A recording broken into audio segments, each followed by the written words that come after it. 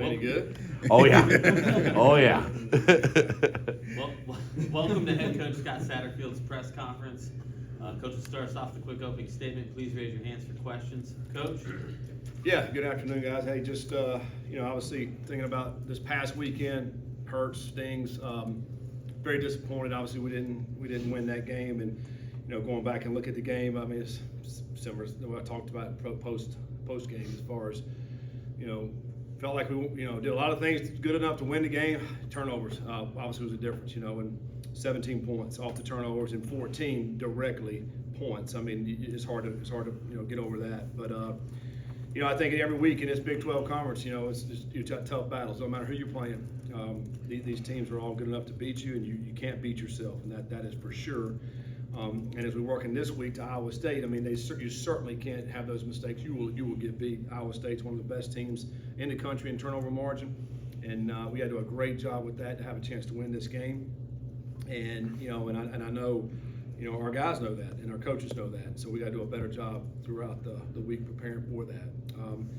I want to thank our fans. Last weekend it was a great atmosphere. We had a bunch of recruits in last week. I think we had 4 or 5 of our committed guys that were here. Had a couple other guys on official visits, and they loved it. Was blown away by it. So I mean, it obviously helps to continue to get us some great players in here, and as we move toward the future. So we really just want to thank the fans for that. And we're looking forward again this week. I mean, it's another tough game for us. An Iowa State team that a couple weeks ago was ranked 10th in the country. Having to go play at their place, one of the toughest places to play in the Big 12 at night.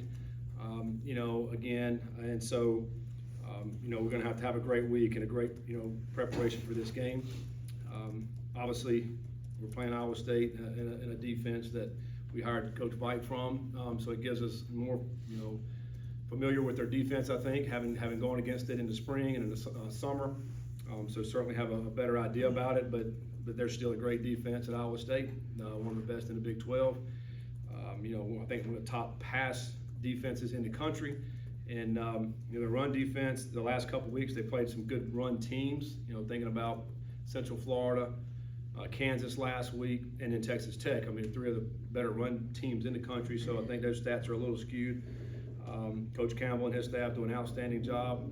They have tough-minded kids that play hard and expect to win, so certainly it'll be a great challenge for us.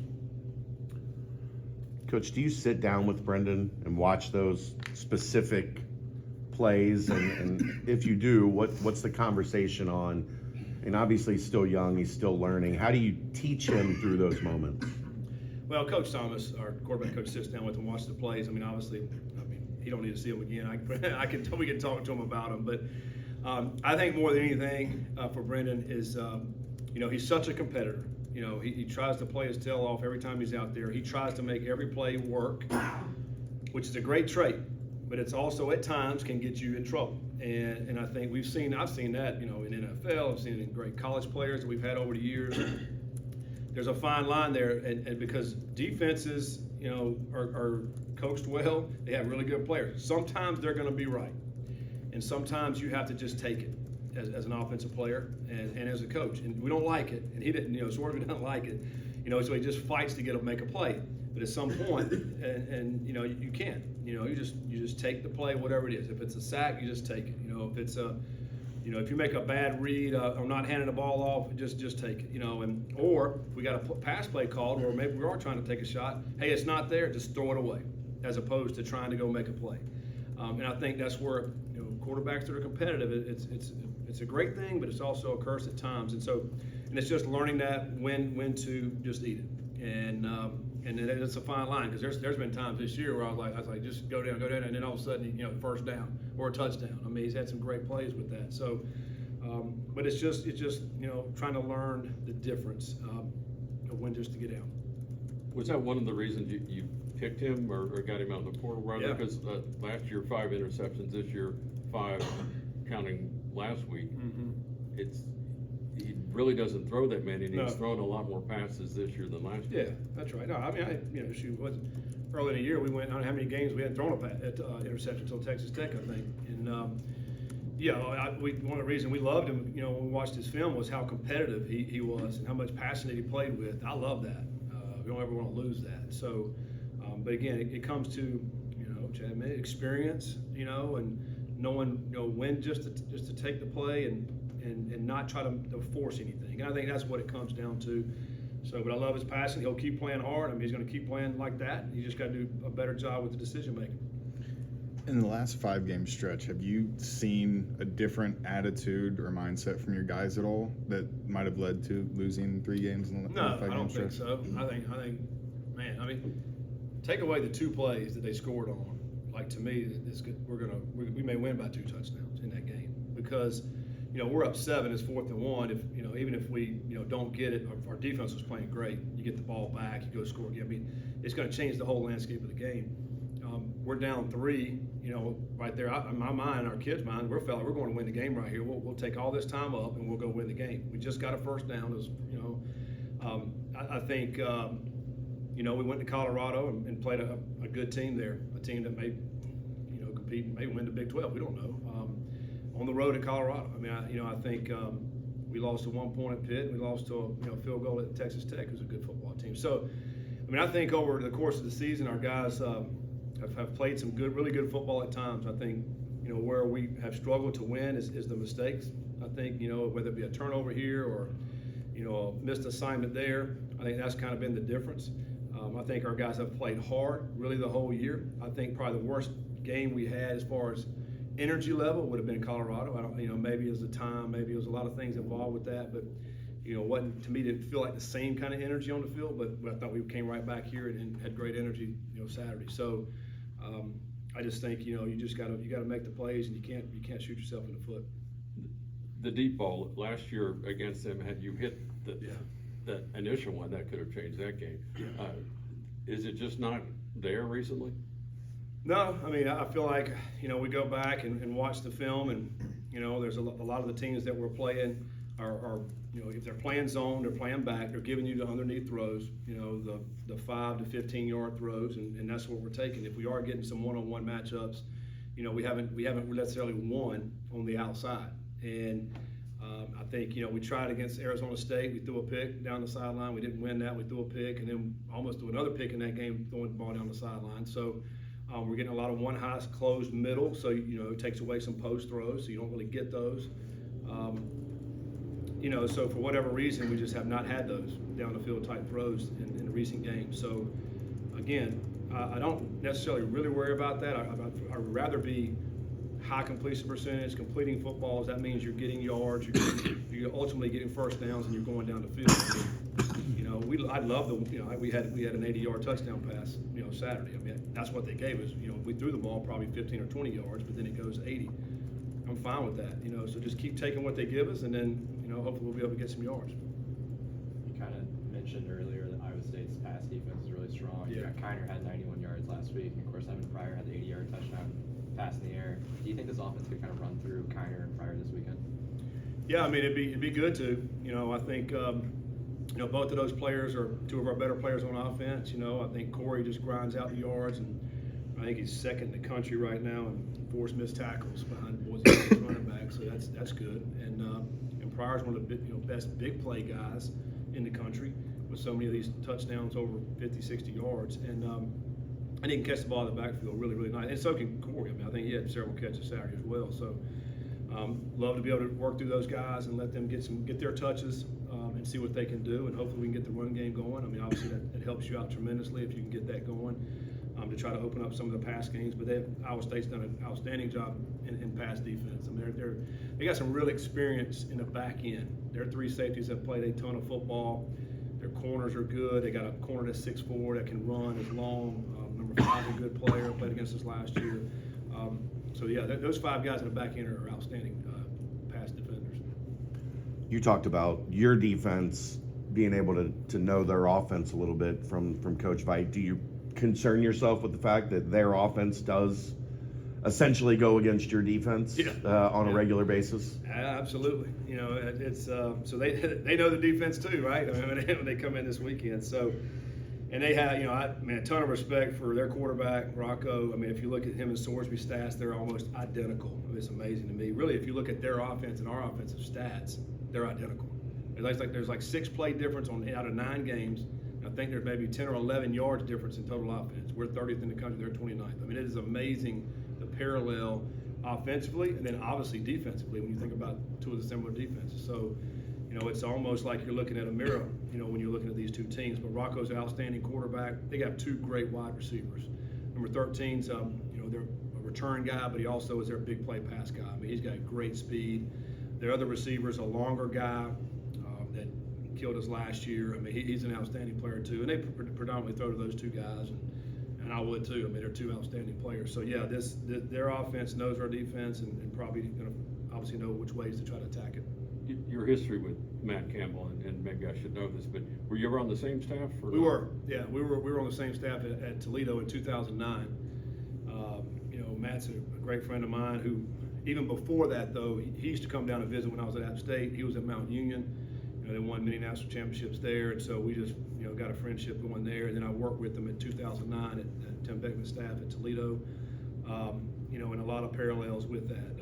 Our guys that were on our staff, out of our offensive staff in 2009, out of the 5 full-time coaches there, 4 of them are head coaches. Golish at South Florida, Jason Cannell at Toledo, myself here, and Matt at Iowa State. So it was a great offensive staff, great guys, and learned a lot from those guys. And so ever since then, I've kept in touch with Matt.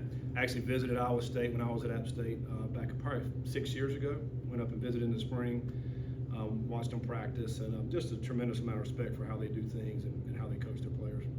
Coach, you briefly talked about Rocco Bet moments ago. Just talk about the growth you've seen from him from last year as a freshman and this year now as a sophomore. Yeah, just so much, I think, just poise and confidence in their offense and understanding what he needs to do because, they'll run the football. They like to run the football. They're good at it. Utilize their tight ends in a lot of different ways.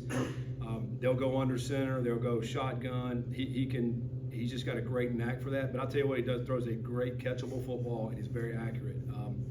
And when they need first down, maybe you cover everybody. Well, he's going to go scramble and just be very annoying to defenses because he goes and gets 2 or 3 yards past the sticks and gets a first down.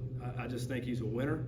I think a great game for that was the Central Florida game. Central Florida, was up on those guys and gave the ball back to him late in the game, and he took them 80 yards down the field and scored a touchdown and won the game. Just showed great poise. I mean, so he's certainly a player that.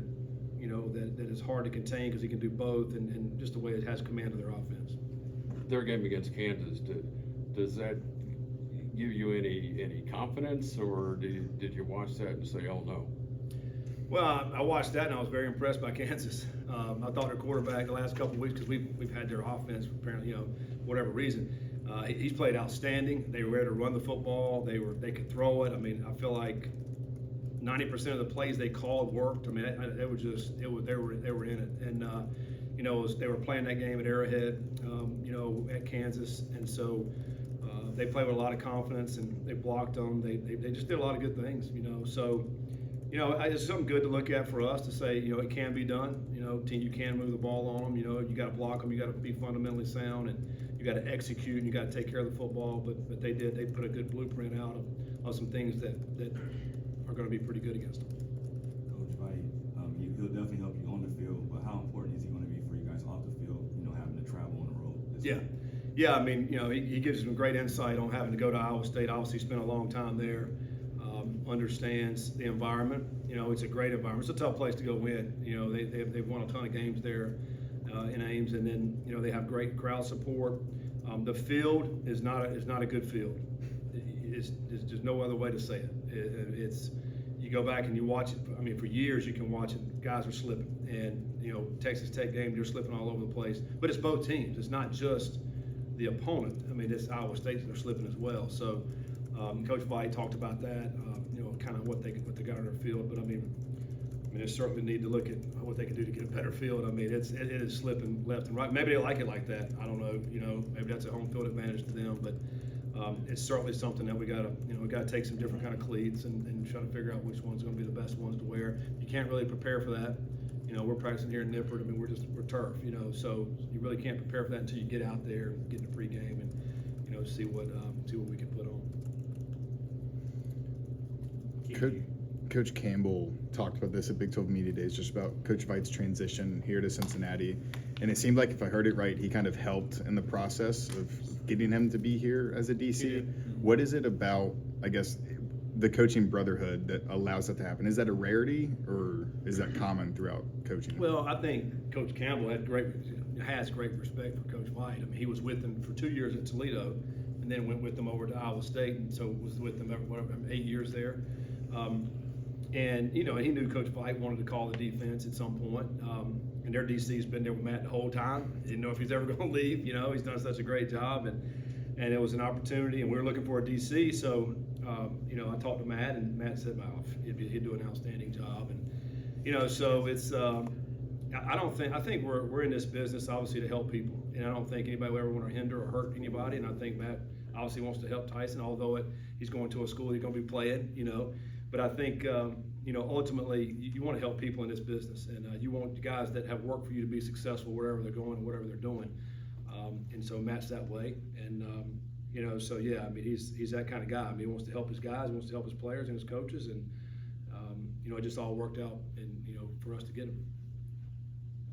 With 3 games left that you can control, bowl eligibility is right in front of you. Like, how's the morale between the players and the coaches right now with that goal right in front of you? Yeah, no, it's obviously we all know that. You have to still you're playing your opponent. Like last week it was West Virginia, and you have to, this week it's Iowa State. We know we got to go on the road the next couple of weeks, then we got one more home game. So it's a lot of tough teams ahead. We know that. You take it one game at a time, and you try to figure out a way to where we can just try to go win this game. I mean it's obviously it's there, it's dangling, it's the elephant in the room right there, and you'd love to be able to already have that, as you're playing these games, because it kind of frees you up. But still, you go play these games one at a time, and you just have to do best against Iowa State, and that's all we can think about. And then hopefully the results are good enough to make that happen. Any thoughts of using Mason Fletcher as a gunner? Yeah, after that big hit, I just kind of joked with him yesterday about that, and he said, "I don't know why anybody thinks that I can't tackle. I grew up, that's all I used to do was tackle with no pads on, so I'm used to tackling." So he was excited about it. He said, when I saw him coming, although we don't want that because we want to be able to tackle him way down there, but he said when he saw him coming, he's like, oh yeah, he was excited about, he said, I was not going to just push him out of bounds. I was going to try to hit him hard. And so he did, and the guys, kind of give him a good hard time about it, but yeah, it was a great tackle by him, and hopefully he doesn't have to do that anymore. On the 2 go balls that West Virginia hit down the sideline, was there anything to that, or just 2 guys the quarterback made a great throw? Great throws. I obviously, mean, so on those 2 plays, we actually brought some pressure, trying to mix it up a little bit on 3rd down, try to bring some pressure. They max protected, and they had the one-on-one matchup on the outside. I mean, in those 2 different corners that they ended up hitting them on, and I thought it was great throws. I mean, I thought he dropped those in. I thought he had some errant throws, maybe in the flats and stuff, but I thought those were 2 great throws.